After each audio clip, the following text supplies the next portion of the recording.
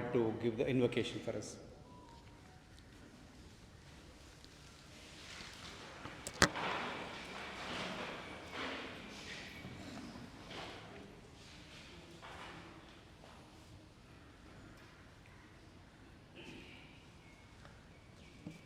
O hidden life, vibrant in every atom. O hidden light, vibrant in every atom. O hidden light, shining in every creature. O hidden light, shining in every creature. O hidden love, embracing all in oneness. O hidden love, embracing all in oneness. May all who feel themselves as one with thee know they are therefore one with every other.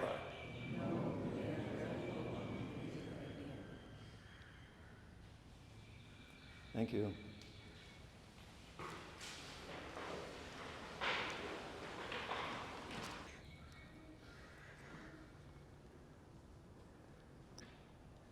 Brethren, on behalf of the Adyar Lodge and the Madras Theosophical Federation, I extend a very warm welcome to all of you, and a special thanks to who are present here, because you know why. In spite of this rain and gloomy weather, instead of sitting in the home watching a movie, you are here, which means that there is a certain amount of commitment. Thank you for that. I'm sure all of you would have spent time walking along the beach or on a bridge or on the terrace, looking at the sun that rises, the sun or moon that rises on the waters, giving a dazzling radiance, drawing a line of golden line on the waters. It could be the silver line from the moon or a golden line from the sun, but still you would be amazed at that moment each time. Each time you do that, because it's the same sun, the same moon, rising each day, setting, even the setting sun. But you seem to be amazed, all of us seem to be amazed with that, in that moment, and thanking ourselves to be in that moment, because we are having that experience. It is different each time because we seem to have a different experience each time. Brethren, I'm drawing a parallels here. Each time our brother Tim Boyd speaks to us, there is a different amount of experience that he leaves. That footprint, the thought process that he leaves behind is absolutely amazing and mesmerizing. Therefore, we are thankful to have him with us today. Brother Tim doesn't require any introduction to many of us who are long-timers and even recent times, but we have invited a few new members, new joinees, who would be very eager to know. In fact, there were certain questions. Who is he? Silently asked. Yeah, recently joined a few minutes, but I will not be very long. I'll just be very brief. Brother Tim Boyd, he's our international president. He joined the Theosophical Society in the year 1974, and he became the national lecturer in the Theosophical Society of America in the year 1988. And then from 96 to 2000, he has been working as a volunteer in the hospice services in US, which means that he is working with the hospital staff, the doctors, nurses, and social workers. 2007, he was elected as the president of the Theosophical Order of Service in America. And then since he was doing a lot of work, activities, gathering a lot of people, and wondrous work. For the benefit of those who joined early, Theosophical Order of Service is an organization, a wing, an arm of Theosophical Society, which aims to alleviate the pain and suffering caused on mankind and also the animals, either by natural calamities or by the economic situations. But Tim was elected as president of the American section in 2011, and in 2014 he became the international president of the Theosophical Society. Since then he has been traveling across the globe giving messages of theosophy, and he has taken several initiatives such as modernizing and digitizing various records and scriptures and literature, which was otherwise only limited to books. He has also overseen formation of this Adyar Theosophical Academy, which aims to impart education through values. He is a very simple man, but very kind. In spite of his very busy schedules, just concluded convention, and many more that follows now, he agreed to be with us today and share his thoughts. So, with apologies for forcing him to speak to us, he couldn't say no. At the same time, with a sense of gratitude, I would like to invite Brother Tim to speak to us. Brother Tim.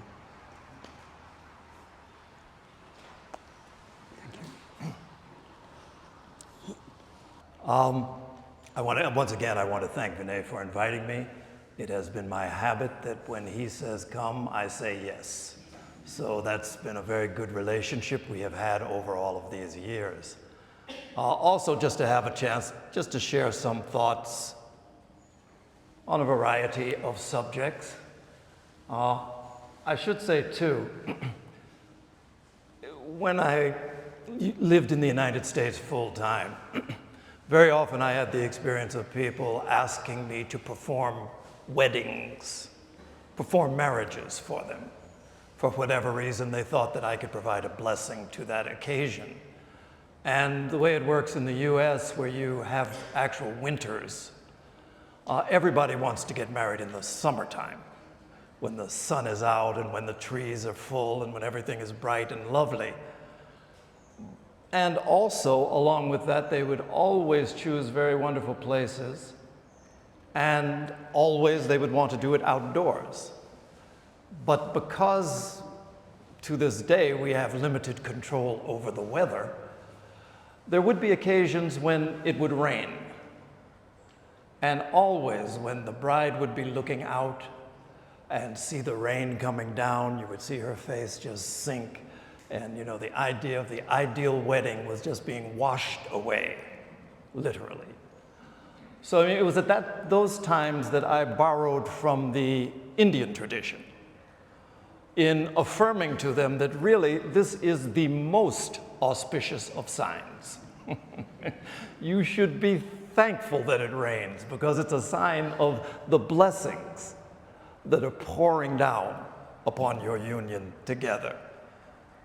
I do hope that they did believe me, but hopefully that was the case. But I should say during the course of this convention and up until now, my presence at an event has been very good for drawing these auspicious rains, it seems. So we can thank me for some of this auspiciousness. I wanted to talk today about really a trend that we see in the world today. It's something I've spoken about in the past, but I find myself thinking about it more and more. Here's the thing. There have been a number of occasions during the lifetimes of some of us here that you can point to and say was the very first time that something occurred in the life of humanity. You know, the atom was split, which led to nuclear power and, of course, its misuse, immediate misuse. The first satellite went up and circled the Earth. I remember it was a Russian satellite, Sputnik. My father took us out into an open field because you could watch it coming through the sky. It was remarkable at that time. Of course, now there's so many satellites, plus now you cannot see the sky. So many things have changed since then. The first person to land on the moon was another one of these firsts. There is a first that is equally, if not more significant than these others, that I believe, well, yeah, every one of us in this audience was here to witness.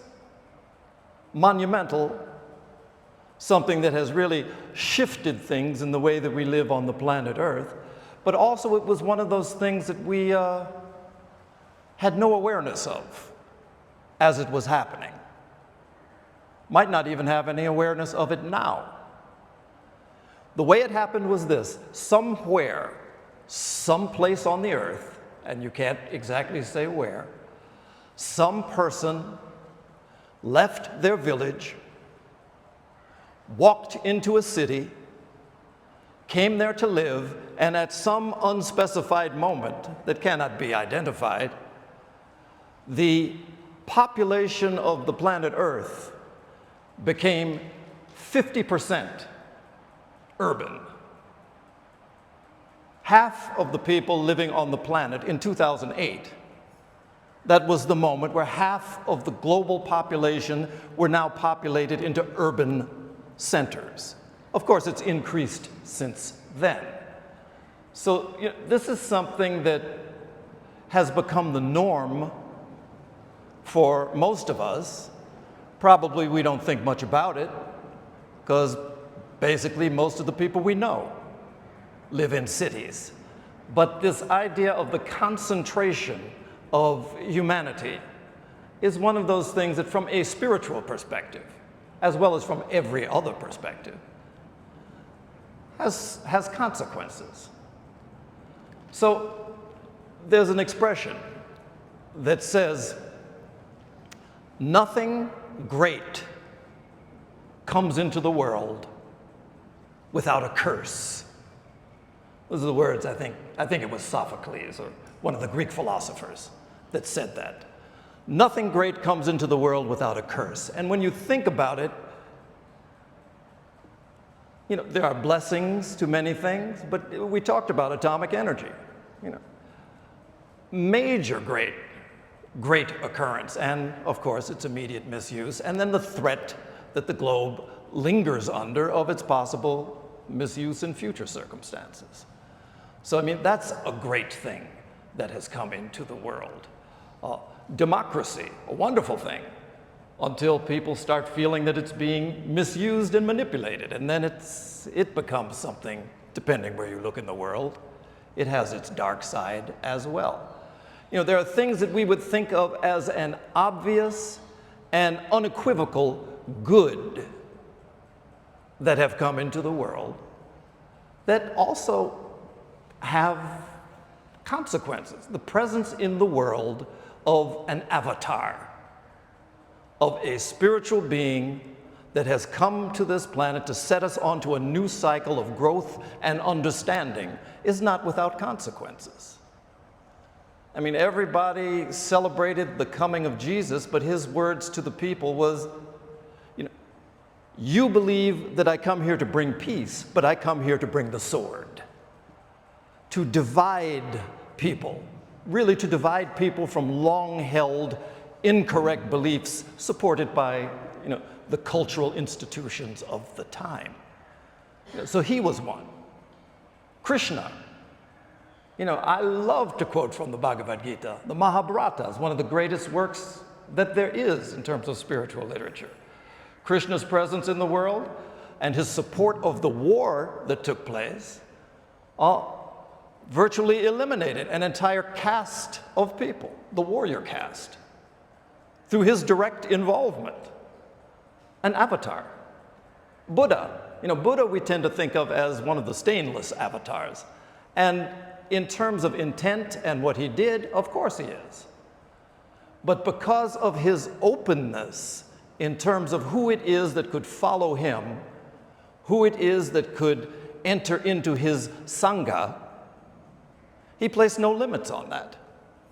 And because he was operating in India of the time, of 2,500 years ago, it was something where the presence of a certain caste of people meant that another caste of people could not even be in attendance. They couldn't allow the shadows of these people to fall across them. Certainly they couldn't sit in their presence. So that was a group that in many ways was excluded from his teachings. So the presence of an avatar is something clearly great, but also something that has its consequences. We live in a world of duality, and as a result, there is nothing that is all good, all bad. So, this is one of the things, nothing great. So these cities that have sprung up everywhere, I mean, they have mega million people cities in the world. One time, I was traveling to Tibet, and in order to get there, I had to go through China, and I had to stop off in a city called Chengdu. And I don't know how many of you might be familiar with Chengdu, but at the time that I was coming from the United States, I wasn't familiar with the name, except I had heard that there had been an earthquake there. Well, as it turns out, Chengdu is a city of 11 million people that had risen, unbeknownst to me, as many cities have risen in this way, this urban concentration. And so why cities? Why have they been the marker of this age that we inhabit? And obviously you had to go back in history, but clearly it goes back to a time when farming, it began with farming as opposed to hunting and gathering. So a time came when you could raise and you could store the important resources of food. So out of that, people concentrated in places. And the result of it was that the resources that were concentrated in those places magnified. The exchange of ideas magnified. So the places where universities arose, the places where libraries, museums, artwork took on life, spirituality, the mixing ground that was there is something that advanced all of that. So that was one of the positives. But there are effects that cities have, which we as city dwellers, I think very often we tend to discount, or probably because we've been at it for so long we barely even notice. In the world of social sciences, there is this term that they use, which is called crowding. And when they talk about crowding, there are all these different studies that have been done to see what effects it has on animals and people who are crowded together into spaces. And they find that predictably, I think we could say, there are effects. People who are crowded together. There was a study done at the University of Michigan in Ann Arbor. And I think it became quite popular. It made it onto the news. But it became popular, I think, because of its title more than anything. It was a very catchy title they gave to this study. And it was How Cities Hurt Your Brain. I mean, that should get your attention.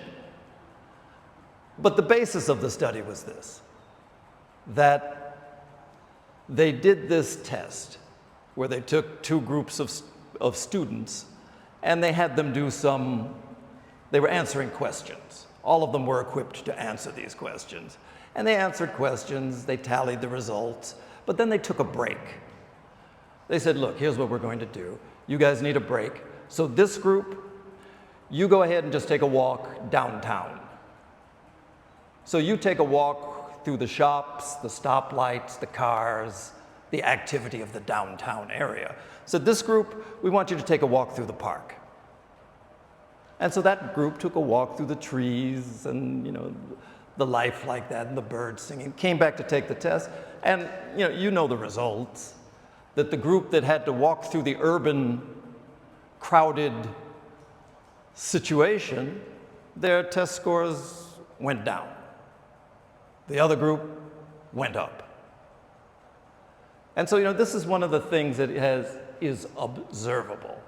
And really what we want to talk about as we go along is how this, this is a sociological observation, but for those of us who are living in this time, in this world, there is also the idea that as spiritual practitioners, as people who are committed to the unfoldment of spirit and its extension into the planet that we live on, what does that mean for us? So this is a description. They even did studies like, part of the problem that they found was that people, in addition to being crowded, that there were other things that they were facing. And one of them was that they were cut off from nature. The effect of nature. Human rhythms and human patterns of behavior are somewhat erratic. So, the idea of stoplights in cities, there's nothing to prevent you from walking normally, but there are these erratic patterns. One of the greatest inventions ever. Some people would say it was the computer. Some people would say a lot of things, but of course it was the light bulb, because it completely changed life on this planet. The moment that you were able to extend this normal cycle of light and darkness, many things happened, to the point that there's so many people who work nights and all that comes with that. But for the person who is a spiritual practitioner, there are effects. And one of the problems for such a person is that part of this activity of unfolding deeper powers within ourselves, it demands a certain degree of stillness, but along with that stillness, necessarily there comes a heightening in our sensitivity. You become more sensitive to the environment which you inhabit. And that's to say, sensitive to higher influences and sensitive to more coarse ones. There's an example of Annie Besant. Of course, she traveled around the world to many places, but she was coming to Chicago at one point. And this is back, in the 1900s. She's coming to Chicago to address a convention. And she's coming into Chicago on a train. And she said that there was a point, she was sleeping. And there was this, she said she was awakened from her sleep. And she was awakened by this very heavy feeling of misery, of suffering, of pain. And she couldn't figure out what was going on. Well, at Chicago at that time was called the hog butcher to the world. There was a huge neighborhood dedicated to slaughterhouses. And when she became awake and aware, she realized that before even reaching the city, this cloud of suffering radiated out from that center. And she was awakened. So this sensitivity has certain results. In the neighborhoods where they had those slaughterhouses, it was horrible. The social workers of that time, they would tell you about all the different, the higher levels of crime and how the levels of crime involve the weapons that they used in the slaughterhouse. So, this is something that we would be aware of. So for someone who is developing, is deepening in their sensitivities to more subtle conditions, it requires a certain amount of renewed attention. So within this whole theosophical approach to development and to practice, there is this idea that there is an approach to self-cultivation that has been proven over the millennia to bear results. So for those people in whom there is a sense that there is something more profound, that there is this, what Krishna called the inner ruler immortal, present in the heart of all beings, to someone who feels that that's something that's true for them, this process of drawing closer to it, this process of being more influenced in your day-to-day life becomes something that's of importance. And so out of that, generally, we're advised that it's necessary that we develop something of a practice. It's not just an idea, because an idea really doesn't, in and of itself, doesn't produce results. So there is this idea of practice. And from this perspective, again, of this Theosophical society and the work it does, there's a description of an approach that can be engaged in. And it's this idea of a threefold approach. And first of all, it's one of these things that demands that we actually develop some sense of some knowledge, that we apply ourselves to study. And that study takes various forms. Certainly, it is advisable that we hear the words or study the words of those who have gone before us and can say something about the nature of this world that we inhabit, not just the physical world, because we're told that we live in the physical world, the mental, the spiritual world. What is the description of that, and how can we encounter that? So we study, we activate the intelligence, activate the mind in order to make that kind of connection. So study is the first thing, and that study is generally, it's the focus on the elevation of the mind. So study is what is spoken of as the first step. But then there is the idea that we also have to quiet this mind, which is probably a more difficult thing. You know, we have a much easier time activating it, it seems, than we do quieting it. So in many descriptions, it's described as meditation, but the idea of an experiment that we do with quiet. You know, most of us, when we say that we're meditating, probably we're not. We're sitting quietly. You know, we may have our legs crossed, we may be focusing on our breath, we may be concentrated, but the experience of meditation is something perhaps a little bit different than just that. And so, I've often shared this, probably some of you have even heard me say it before. One of the best definitions I'm familiar with of meditation was given by a Tibetan Lama, Lama Anagarika Govinda. I suppose you might have even known him. But he was someone who gave a definition, and he gave it kind of in a jesting form, I believe. When someone asked him what is meditation, his response was, meditation is not what you think.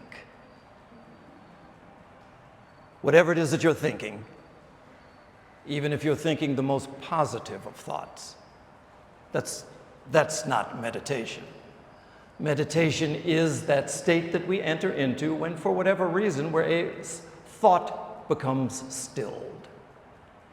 And that's something that probably for most of us, even though we may not be immediately aware of it, it's an experience that we have all had. Everyone. You know, we look to a variety of experts to describe to us what it is that we have been missing, but probably for all of us, there have been moments when we have been so deeply absorbed in the setting of the evening sun that all of our concerns for normal things fade away.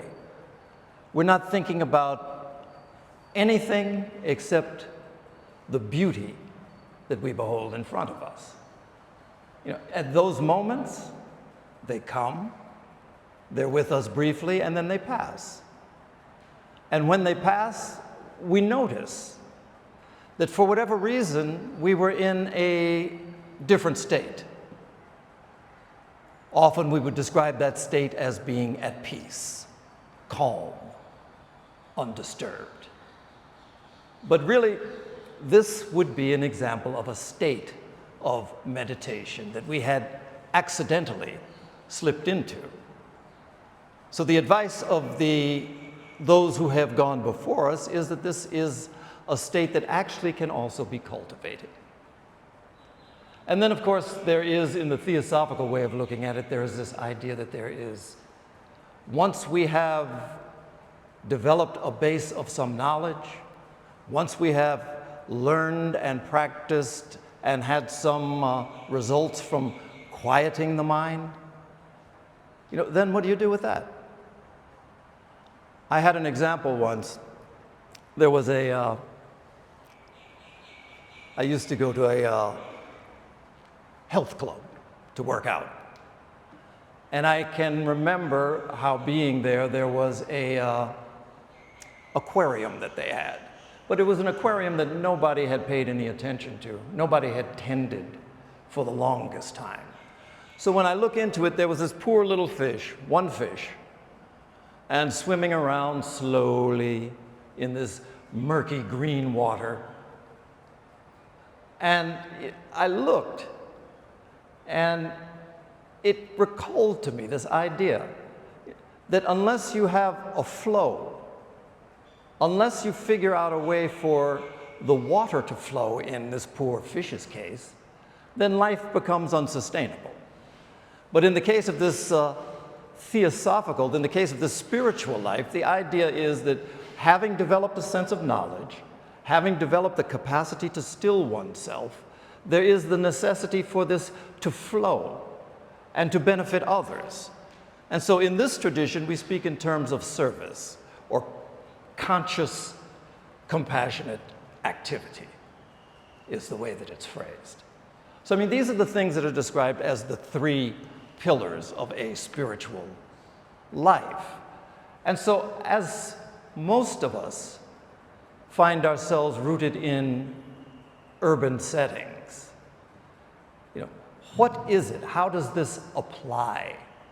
And how can this be turned in any way to benefit the world that we inhabit? One of the things that is true is that this rise of the urban phenomena has been accompanied by a rise of, you could say, of spiritual awareness globally. I mean, there was a time when Buddhism was the most foreign thing in the world in the United States. And that's not so long ago. That's 100 some odd years ago. There was a time when Tibetan Buddhism was this exotic thing that was spoken of, and the Theosophical Society had to be the medium to explain to the outer world. Now, here in Chennai, many cities in the United States, you have highly qualified Tibetan Buddhist lamas to teach those things. The world has come together in many ways. There has been this unifying factor that has taken place. But at the same time, there is this need for these centers.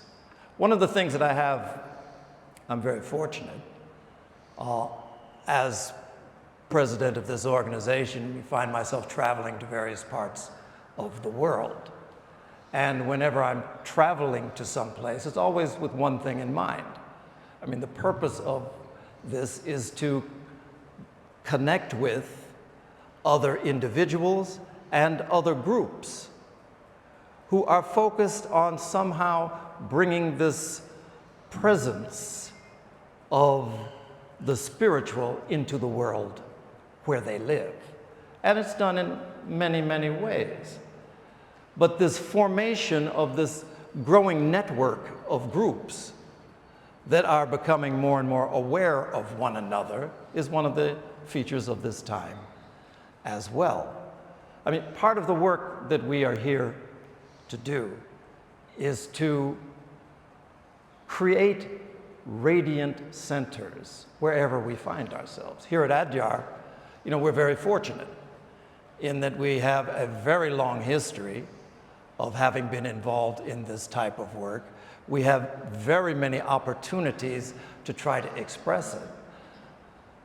And so, in the work that we do here, whether it's with education, whether it's with the classes that we hold, whether it's with our Wisdom for Living series, the various things that take place here are all with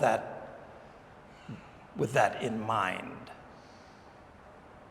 So I think the idea is this, that for all of us,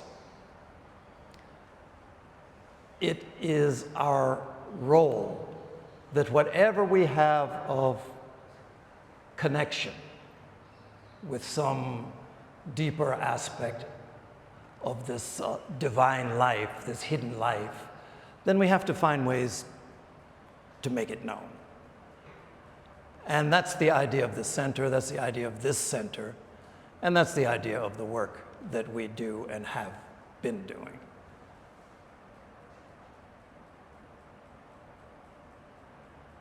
Always I've been very happy when I've been invited here because the Adyar, the Madras Federation, has been active for many years in many ways in this raising up of its community.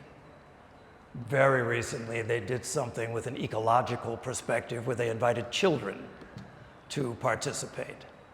And these children really took over the program and really expressed themselves through art, through music, through various different ways.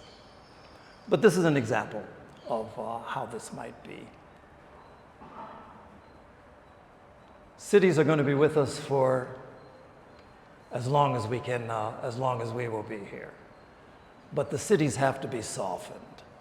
They have to be harmonized by our presence in them. And so that's kind of the role that is ahead of us. That's the challenge that I think we find before us. So really, that's about what I wanted to share. We're living in a new world from any world that has come before. And I think it's the challenge to each of us to try and figure out how we're going to fit in and how it is we're going to align ourselves with others so that this situation can be something of benefit to all of us. I had the experience, it's been many years ago now, of this possibility that happens where minds can come together, and from the coming together of minds, things can spread very rapidly. I mean, one of the things we witnessed recently was with this pandemic, how cities magnified the spread of that. You can also magnify the spread of positive influences.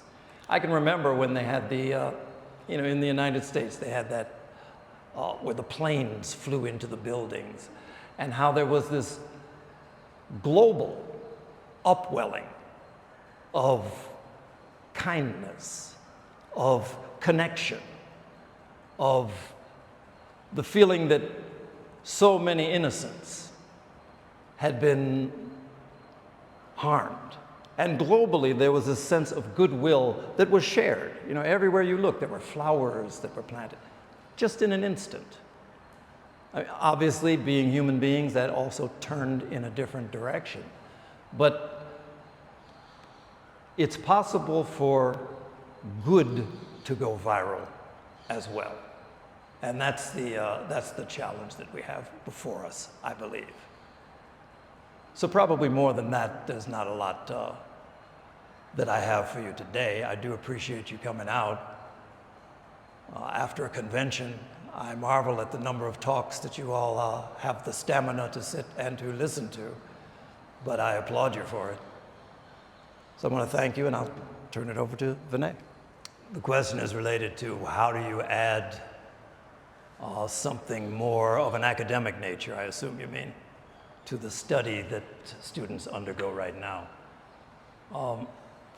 My wife and I were in Egypt for a conference a couple of months back, and I was fascinated because I found that in the university in Denmark, there is a full-fledged department of Theosophy with Theosophical courses being taught, direct Theosophy.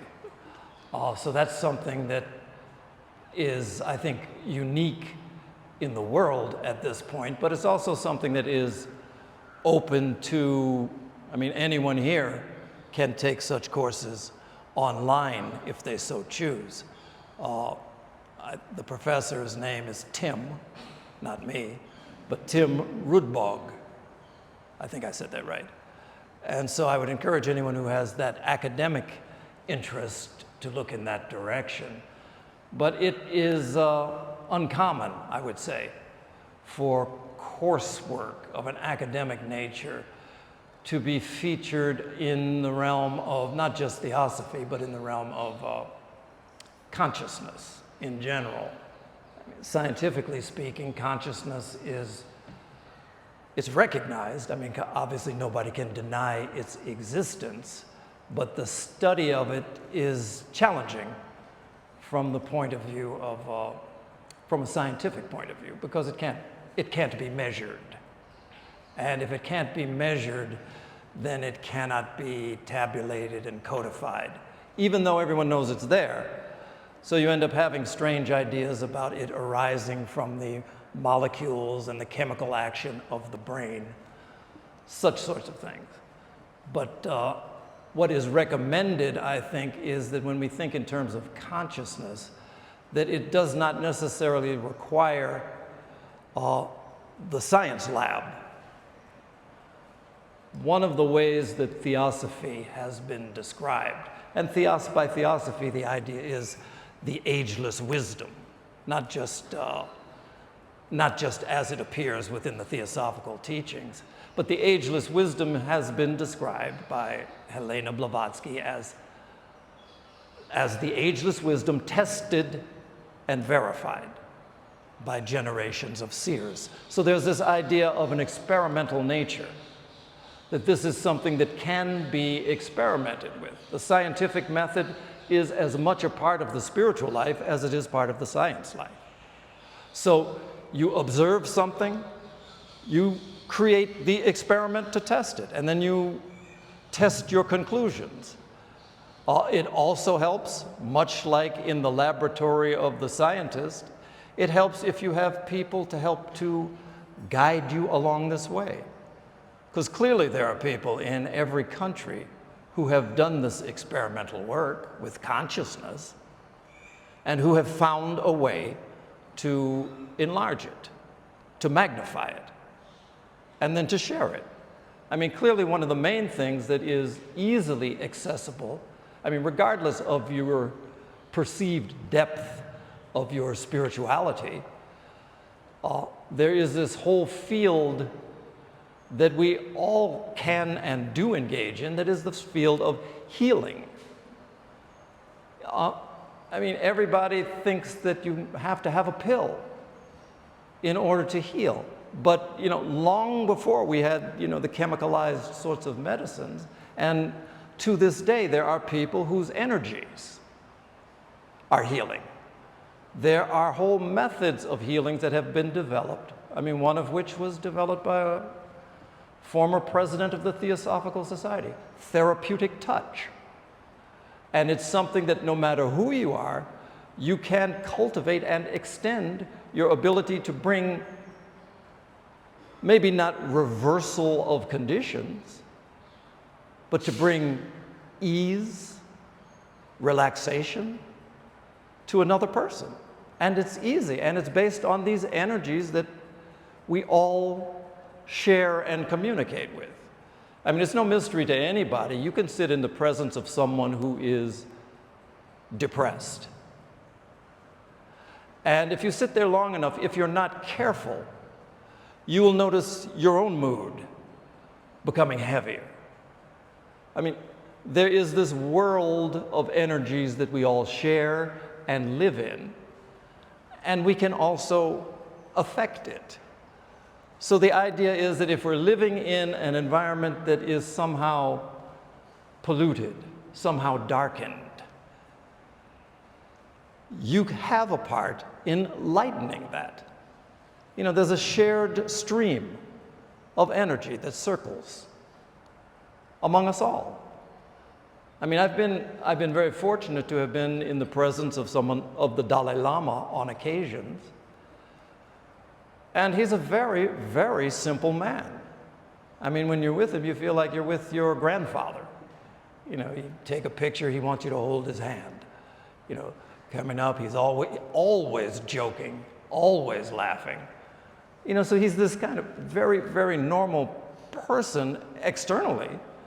But I've also seen, if you're with him for any length of time, strange things happen around him.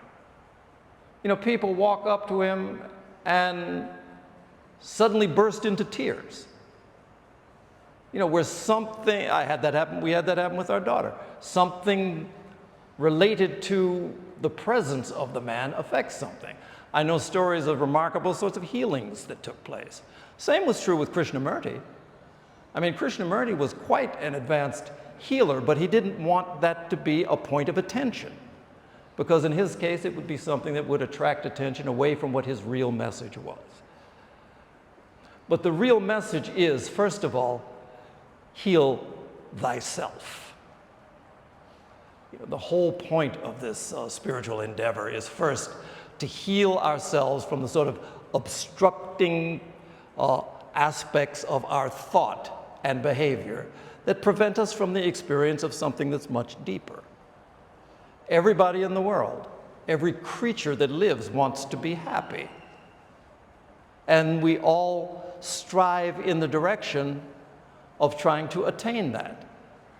But then we also somehow are our worst enemies in that effort.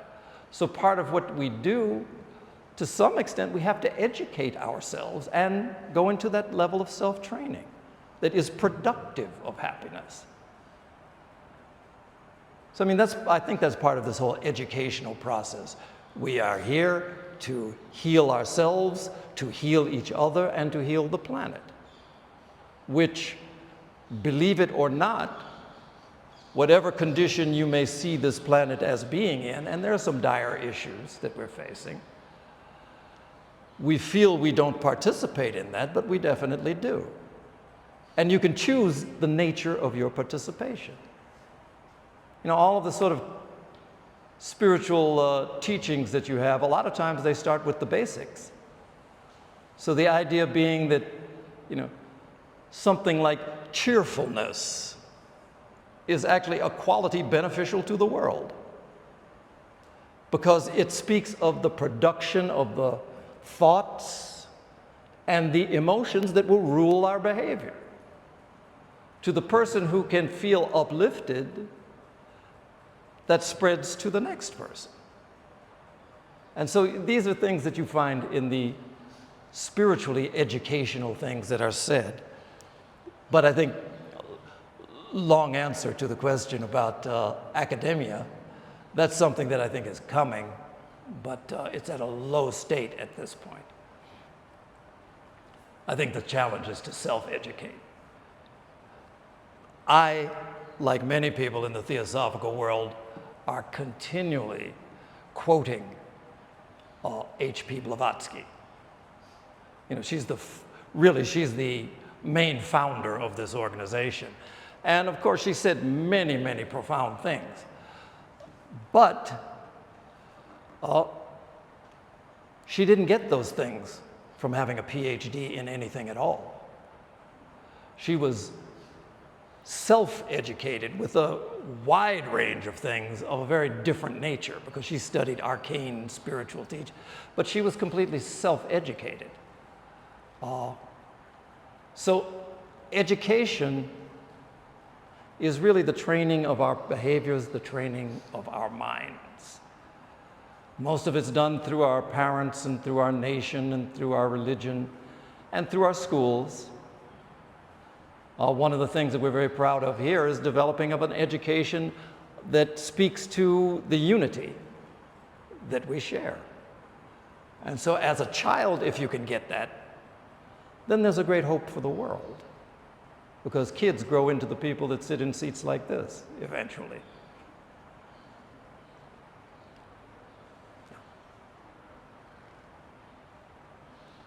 People who have just joined the society, how do people who have just joined the society, what's a message to them, and how they can...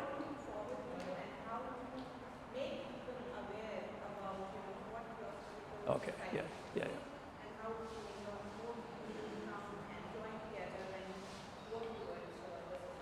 Okay. So what's the message to them and how they can influence others in the world with this positive message, I guess. Yeah. Every year in this place, near the closing of the convention, we'll have new members who will come. And the president over our history has addressed the new members. And so that was something that occurred a few days ago. I do have to say, for me, every year it happens, and every year it's one of the highlights of my year. And the reason being that it's an opportunity to speak with people for whom this ageless wisdom has moved something in them, but there's a freshness to it. It's a newness to it. And that's a very important moment in anyone's life. You know, when you find yourself attracted and open to something, then this is a moment where there's great possibilities. So it's something that every year I end up speaking with them, and every year it's something completely different. But the main idea is this, that part of what takes place when we join or affiliate is that you link yourself with something larger. And there is this greater something that you then have the capacity to participate in and to draw upon. And one of the main ideas that comes with this whole ageless wisdom tradition is that, you know, we're more than just a body. And we are more than something that is confined to a physical locale. So the idea that we can link ourselves with the thoughts and the influences, not only of the people in front of us, but with great people, great beings, who in every case speak of their desire, for the great ones, it's not a matter of desire, but their openness to support anyone that can reach toward them. You know, Krishna, the statement was, by whatever road someone approaches me, on that same road do I meet them. So whatever it is that points you in the direction of the highest, on that road you'll be met. So with this theosophical approach, again, you study it. One of the difficulties, and it's not such a difficulty, is that with this particular approach, you just can't leave your mind, you can't check your mind at the door. Part of the idea is to activate this mind. And so in that activation, it's something that we connect ourselves, hopefully, with higher levels of our own thought, that we elevate our capacity and the perspective from which we view the world. And so that's one thing that you can look forward to if you earnestly embrace this. You can also look forward to the possibility of more and deeper experiences of quiet. You know, it begins with quiet. Most of us, I think, particularly if you live in Chennai, it's a rare moment where you don't hear a car horn beeping. So that level of quiet, we can move beneath that level of sound. But then once you have attained some skill in quieting the mind, then there's the possibility for a deeper experience that you could even describe as stillness. Quiet and stillness have similarities, but they're not the same. I mean, they're qualitatively different. And so stillness becomes a possibility, where there's a singleness of focus, an undisturbed aspect to the mind. Most of the time, it might happen for moments, but you start to become aware that it is a possibility. And then for some it comes at moments where we actually reach a point of silence. You know, so from quiet, it can evolve to stillness, and it can evolve to silence. in which even the thought of me leaves us, at least for a moment. There's a beautiful quote. I'm attracted to this fellow Jalaluddin Rumi, mystic, the most read poet in America, of all places, is someone who lived in the 15th century in Afghanistan. Didn't even write in English. But there's one of the things he says, out beyond ideas of right and wrong, there's a field. I will meet you there. When the soul lies down in that grass, the world becomes too full to talk about. Ideas, language, even the phrase each other don't make sense. It's a description of this entrance into the world of stillness, the field, as he describes it. So that's something that is available as we go on. And how to influence people to become involved and active. My experience is this, that there are many ways to teach, but really the only way to teach is not so much by what we say, but by the example of our lives. Many people I've known who, I barely knew them, but there was something about them that I wanted to know more deeply because of the way they lived and conducted their lives. So that's the main thing. If this ageless wisdom takes root in you and develops to where it has some meaning, it shows. And again, the capacity to heal, it shows. Some people will be drawn to you just because you don't keep their minds disturbed like other people. So it has an attractive quality. Yeah. So that for new members. And old, probably for myself more than anyone. Let me ask, if you had to stop writing, would you be able to? If you had to stop writing for a period, could you do that? Writing is, I don't desire to write. No, but could you stop? I start, and even I end up 2 weeks. I don't let my pen down. That's it. That's it. Most of philosophy and wisdom, even from that I'm getting all those things. Okay. I'm making a recording of what I do, but I'm not getting the complete thing. All right. I'm not in a position to be able to prescribe, but I do know that probably one of the most difficult things to attain in this life is balance. It's a challenge. Very often we get consumed with a thing, and then we go to another thing. So the idea of trying to establish some sort of balance is part of this whole approach as well, because it's easy to be swept away.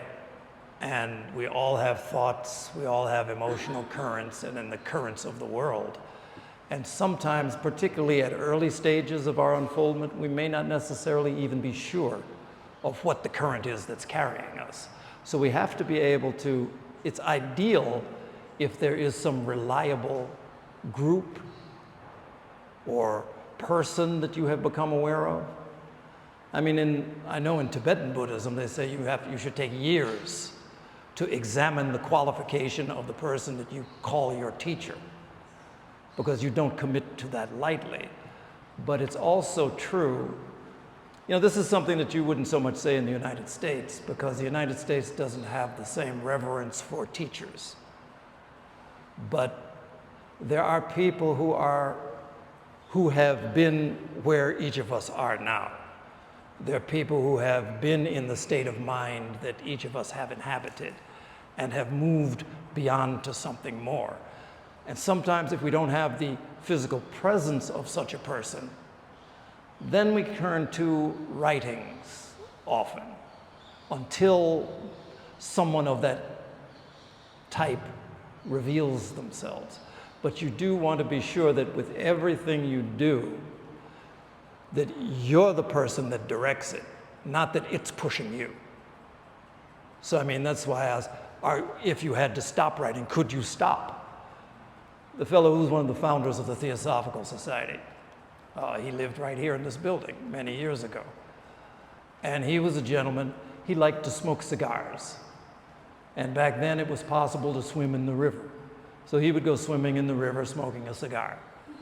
And people who knew him said, look, don't you know that this tobacco is not good for you? You should stop. His comment was, if you cannot stop something, then you must. If you can, you don't have to. So he kept on smoking. But you have to analyze yourself, really, because anything that you engage in, the idea ultimately is that you come to be in control of it, in the sense that it doesn't push you into a form of expression. The founder of the Theosophical Society, H.P. Blavatsky, was a person of enormous psychic sensitivity. And in her early life, it was not something that was under her control. And it worked badly for her in many ways. But with time, it was something that came under her full control. And at that point, she was able to be very usable in this work in the world. So just this self-monitoring, this checking ourselves with a group or an individual or a writing, so that it's something that you can feel that is not possessing you, is very important. I mean, the urge to write. I mean, I used to be in sports. I'd be out in the middle of winter, snow on the ground, playing basketball. Nobody there but me. 40-degree heat. I'm the only one on the basketball court. Fortunately, I didn't die of heat stroke. It made me a better basketball player, but it was foolish. So, you have to check those things. That's all I would say. Yeah. I think Yes, a lot of long answers. Few questions, long answers. thank you so much. Certainly. I wouldn't disturb the atmosphere that Tim has left us with, but only a few remarks that he has given a wonderful guidance for us, touching upon the principles of theosophy and also the path for us to go forward, including self-discipline, study, and then one word that comes to my mind is sadhana, which means that that's the way to go when we have to take ourselves in hand, learn continuously, work upon oneself, which includes education, and sharing that what we have learned. That's the way to go. But thank you so much. We have one or two more events. I think Sukesh has a few diplomas to be given away. Before that, I would like to thank again our president for being with us, in spite of, again, I'm repeating these words, but it has been extremely exhaustive for him because of the convention that he has recently concluded. But in spite of it, he chose to be with us, and it has been a glad evening for us. So thank you so much once again, Brother Tim. I would like to invite Sukesh to invite him also to distribute diplomas for those members who could not receive the diplomas on the 4th. And you can take over, please. Please come over and take the diplomas. Niranjan Desai, Rajani Jagannathan,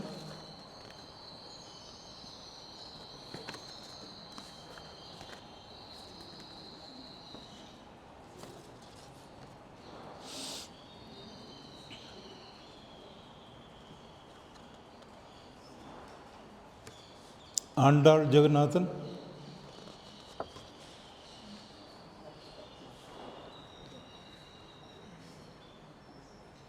this also. Thank you.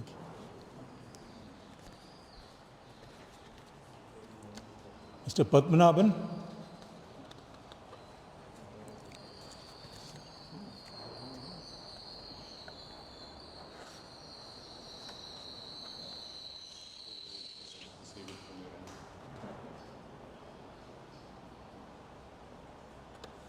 Mr. Ashok Kumar?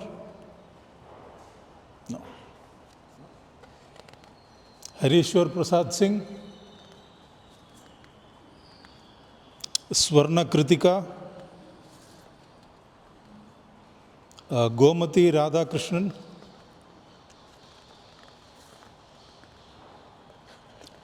Amina Simone? Nityanandam Govindraj? Abhinaya Kamraj? That's all. Thanks.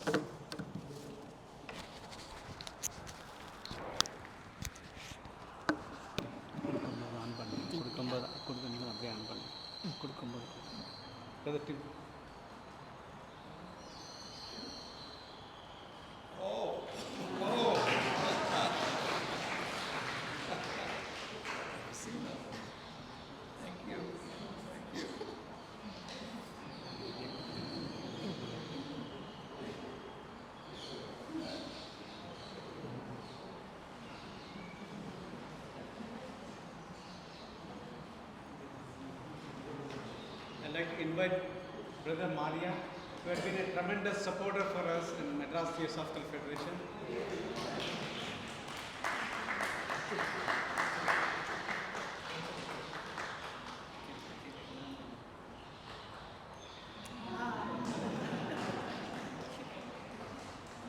They are handmade, they are not found in market. We have a there is a brother from Adyar Lodge. He came with a